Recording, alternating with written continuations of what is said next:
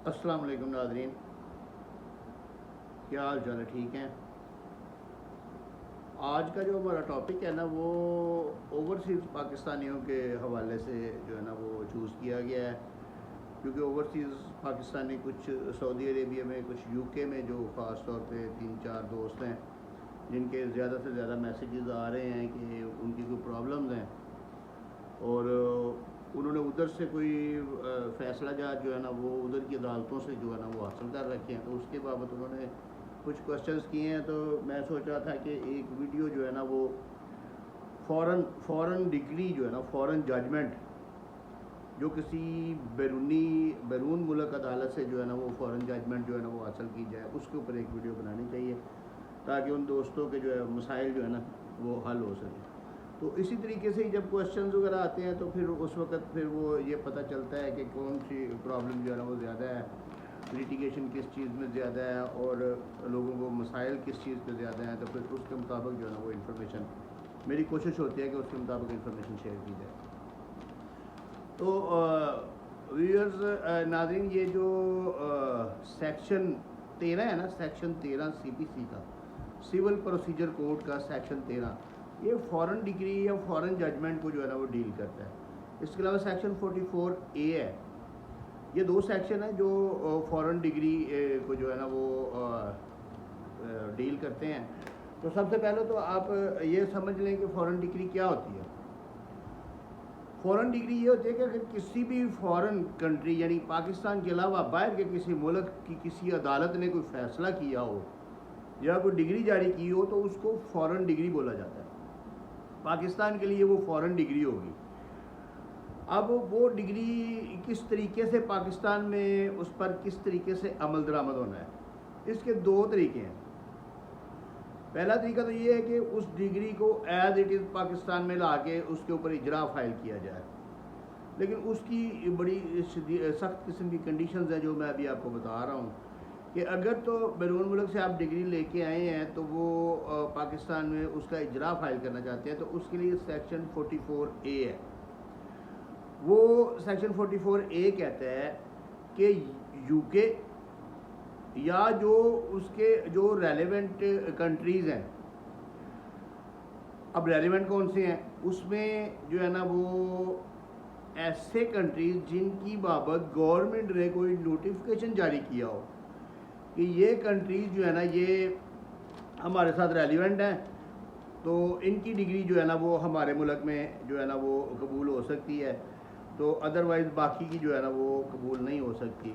तो अभी तक तो ऐसा किसी किस्म का कोई ऐसा नोटिफिकेशन गवर्नमेंट ने जो है ना वो जारी नहीं किया।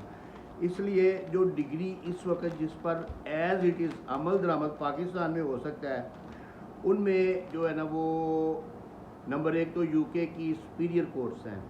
यूके की सुपीरियर कोर्ट्स कौन कौन सी हैं?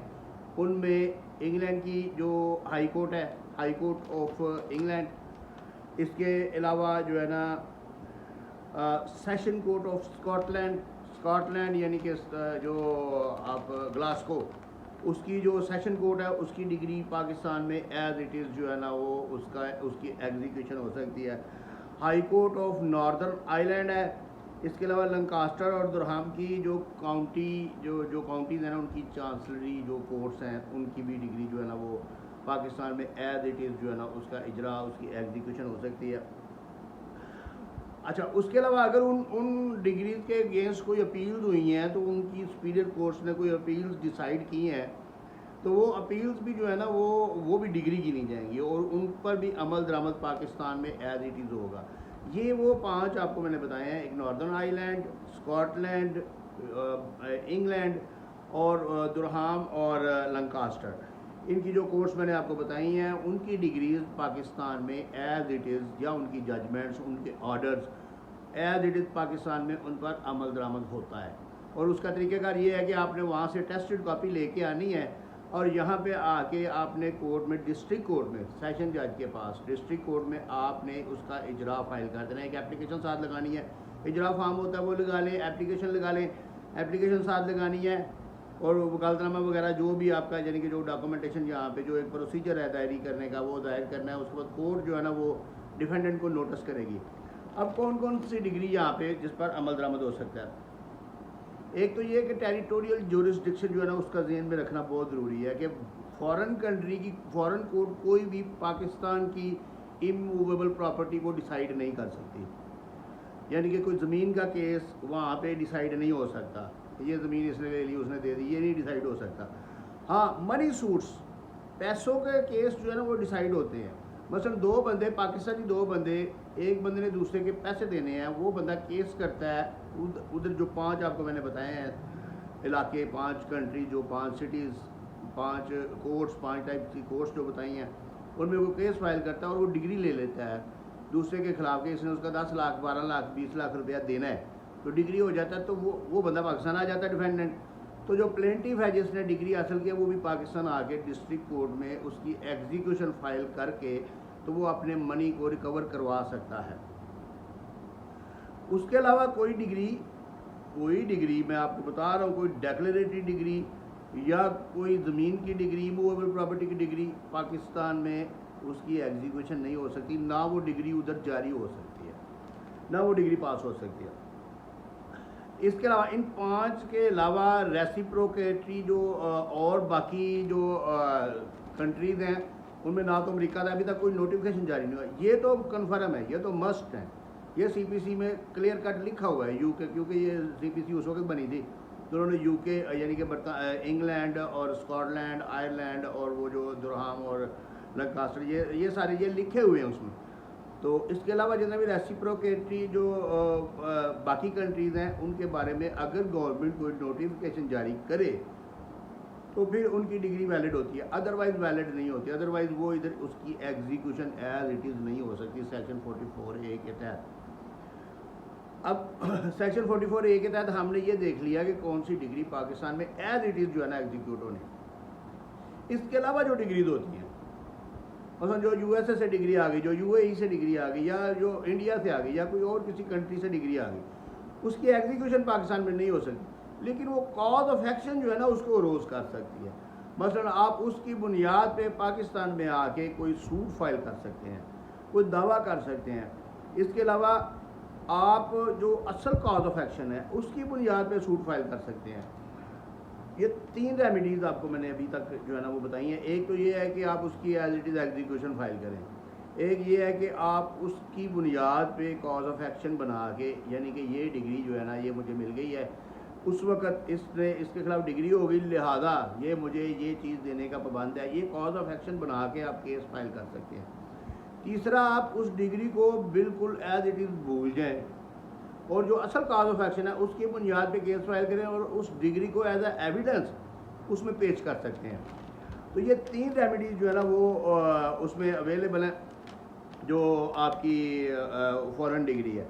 अब जो अगर आप उसमें जो बनाए दावा बना के, अगर आप उस डिग्री पे बनाए दावा बना के आप सूट फाइल करते हैं तो उसमें लिमिटेशन एक्ट जो है ना वो फॉलो करना होगा।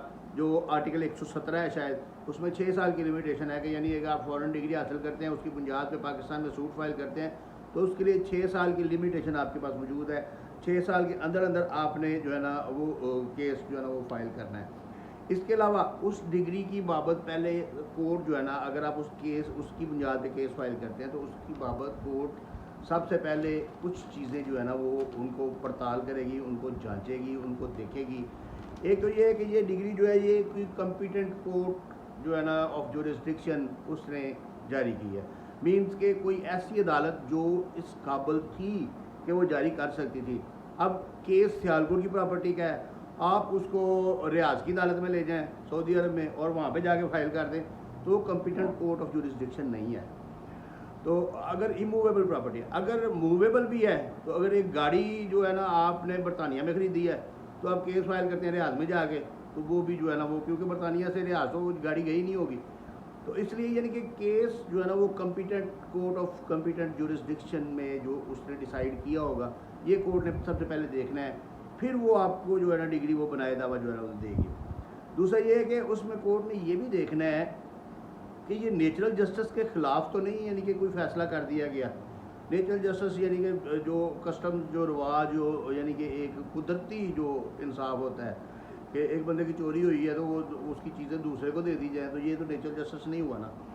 तो नेचुरल जस्टिस यानी कि एक बंदा मलकियत है, मालिक है, उसके नेचुरल डॉक्यूमेंट्स हैं, एक थर्ड पार्टी को आती है, वो क्लेम करती है किसी फजूल से डॉक्यूमेंट्स की बुनियाद पे, तो उसके हक में अगर डिग्री दे दी जाए एक्स पार्टी करके, तो वो इधर एप्लीकेबल नहीं है। तो इस तरीके से एक ये भी देख रहा है कि नेचुरल जस्टिस के ख़िलाफ़ कोई डिग्री जारी तो नहीं हुई।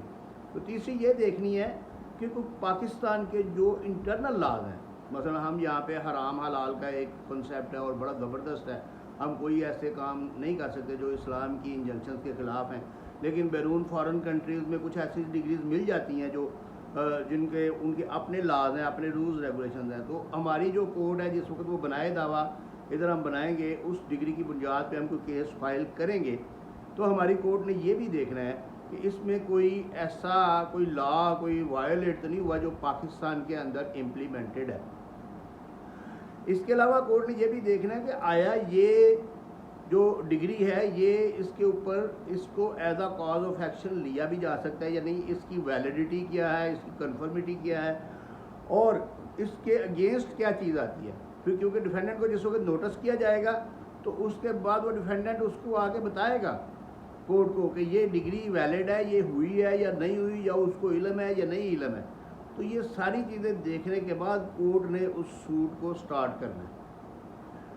तो ये फॉरेन डिग्री या फॉरेन जजमेंट या फॉरेन ऑर्डर जो भी आप ये ध्यान में रख लें। अब ये फाइनल हमने कर लिया है कि जो यूके से आपने यूके की सुपीरियर कोर्ट्स जो मैंने आपको 5 बताई हैं, session court of Scotland, high court of England, high court of northern Ireland और चांसलरी कोर्ट्स ऑफ दुरहाम और लंकास्टर, ये 5 अदालतें हैं या इनकी कोई एपलेट फोरम, उनकी तरफ से अगर कोई डिग्री या कोई ऑर्डर आता है तो वो पाकिस्तान में एज इट इज़ एग्जीक्यूटेबल है। अगर इनके अलावा पूरी दुनिया के किसी भी कोर्ट से कोई ऑर्डर आता है तो पहले उसकी वेरिफिकेशन होगी, उसकी वैलिडेशन होगी, उसके बाद उसको देखा जाएगा, 5-6 असूल जो सेक्शन 13 में दिए गए हैं उनके ऊपर उनको परखा जाएगा। अगर वो उनको वायोलेट नहीं करता तो उसको as a cause of action बना के तो उसकी बुनियाद पे आप केस फाइल कर सकते हैं, आप दावा कर सकते हैं, और फिर उस दावा की डिग्री आप पाकिस्तान की कोर्ट से हासिल करेंगे। तो ये आज का जो है ना वो लेक्चर था कि फ़ॉरेन कोर्ट्स या फ़ॉरेन डिग्रीज़ किस तरीके से पाकिस्तान में जो है ना वो कारआमद होती हैं। तो इसके साथ ही मुझे आप इजाज़त दीजिए। अल्लाह हाफ़िज़।